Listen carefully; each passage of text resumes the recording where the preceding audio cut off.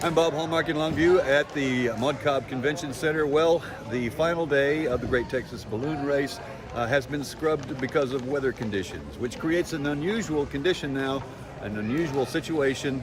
There were only 2 flights made, and now the tabulation of scores will determine who wins for the Nationals and also who wins for the Great Texas Balloon Race. And joining me right now is one of the pilots, Shawn Raya. And hi, how are you? Good. Now, Shawn, where are you from? I'm from Dexter, Michigan. Dexter, Michigan. Okay. Big balloon flight community up there in Michigan as well, right? Yes, I work for Cameron Balloons, one of the leading manufacturers of the hot air balloons that you saw flying around Longview this weekend. Okay. Well, let's talk about flying around Longview this weekend. You only had 2 shots at it. What was the attitude among the pilots, such as yourself, as far as, hey, if we only get 2 shots at it, we better make it count at this point? Well, it's part of the sport. Unfortunately, we're weather dependent. And fortunately, we were able to get 2 flights in. With those 2 flights, we were able to get 8 tasks in. So even though we didn't get to fly a lot, we had a lot of targets to hit. And that helps make a championship. Okay. Let's talk about yesterday. Very challenging day yesterday. I know I was out taking pictures of it.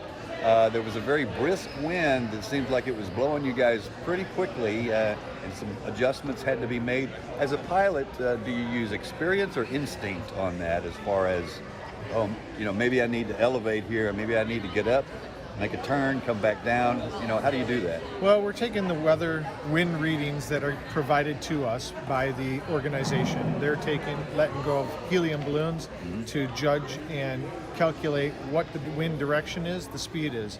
And we're always trying to go out, find a launch area to fly into the field.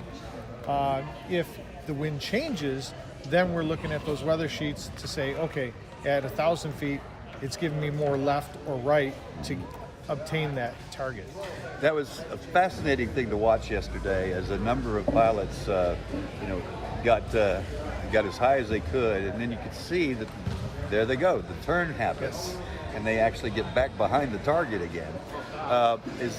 Now the fact that you only had 2 shots at it, I'm guessing you're hopeful at this point that the performance of the task and your scoring might put you in a good position here. Well, we accumulate the points throughout the whole time.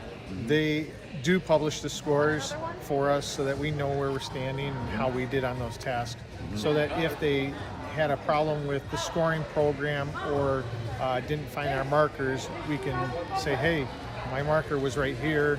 Can you look for it? Okay. Overall, are you pretty happy with the way things went? Yeah, I mean, the Great Texas Balloon Race puts on an excellent first-class event, and I look forward to coming down here every year from Michigan, even though the temperatures are always hot for a Michigander, but we have a good time. Our apologies again. We're kind of used to it now. Well, it's great having you here, and best of luck to you in the future, and I hope you did well. Thank you. All right, thank you so much. Have a good day. All right. The award ceremony will be taking place shortly. We'll find out who topped in the Nationals and who won the Great Texas Balloon Race event. We'll have more on this tonight on KLTV 7 News. For KLTV WebXtra, I'm Bob Hallmark.